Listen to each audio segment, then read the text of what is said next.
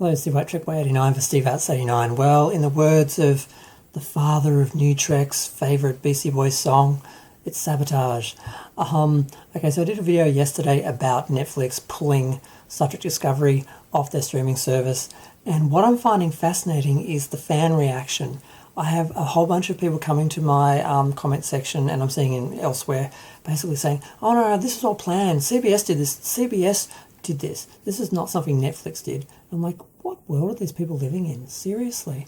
Clearly what's happened here is Netflix had the exclusive rights until January 2022, and they were negotiating something until just recently, until I'm guessing November 16, because they had the premiere of season 4 coming up, and I think CBS wanted to keep Discovery on Netflix for now, because although they are rolling out Paramount Plus all around the world, they've only got it in 20 countries at the moment, and by the end of the next year, supposedly they're only going to have it up to 45 countries, whereas I'm hearing Netflix has up to 190 countries, so clearly they're going to lose a lot of their audience. They need to actually keep it on there. They need to at least do a transition, and basically as they're rolling out the Paramount Pluses all over the place, remove Star Trek from each sort of area in Netflix as they're sort of rolling theirs out. That's what they would have wanted to do.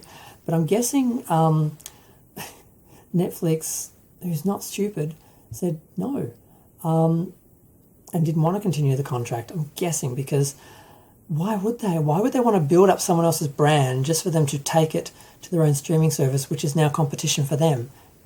No way in any world, any universe, canon or not, would they have done that for CBS? There's just no way. So I'm guessing as soon as the contract was finished, they was like, no, we're gone, we're done, and they pulled it. Because obviously CBS was expecting Discovery to be on until at least the end of the contract, 2022, which would have been just long enough to get the episodes out of this season, and to get the premiere up in time and everything. And they were promoting, they literally had their stars go over to this big convention in the UK, and they basically made liars out of them. They're talking to people and on stage doing Q&As and talking and basically promoting the new series and the new season and the premiere on November 18, like a couple of days before on the weekend, saying, hey, it's going to be on next week, and promoting it. And they just made liars out of them because they just told all these people that it's on and that now they can't watch it. And people are acting like, oh no, this is all part of the plan. They knew they were pulling it. They decided to pull it. There was always a plan. I'm like, yes, it was always part of the long-term plan to take Discovery and all the other Star Treks off Netflix and Hulu and AMC and all the other places. They've got the films and the series here and there because they've got different contracts with different people at different times. It's all over the place. And the idea is to have them all on Paramount Plus, and Paramount Plus to be the home of Star Trek. That was the plan. But like I said before, they couldn't do that overnight. And there's no way they planned to do this. There's no way they knew. There's no way they were promoting the show for this week, knowing that it was going to be pulled from Netflix, and no one that they were promoting it to were going to be able to see it. So the actors are all upset because all the fans are all upset, and all 10 of them. And I do feel bad for them because it is but I understand why Netflix did it. You can't build up your competition. You can't help someone, who's taking their property from you. You have to cut it and end it and make sure that you're not, helping them basically. And that's what they were doing up until that point. They were, building their brand. And now that they're no longer part of that, they weren't playing. So they took their ball and they went home.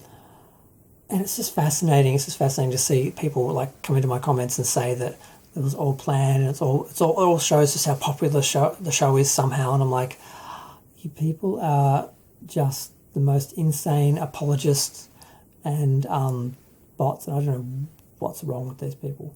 But I'm going to go. Feel free to share, like, comment, subscribe. Let me know what you actually think of this situation. Like those people who are realistic and logical and rational and can see what has happened and understand what's happened and are not making excuses and trying to gaslight like there's other people, which I'm like, are you trying to gaslight me? You think I'm going to...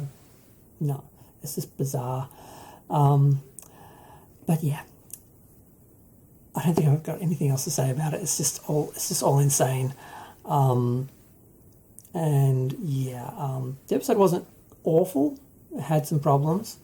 I do have some hope for the season, sort of, but it's one of those shows, the more you look at it, the more problems you see. I can sort of watch it once without really thinking about it too much and kind of enjoy it on a superficial level. But once I start to look into it and start to listen to other reviews and look at other people analysing it, it falls apart and I stop enjoying it.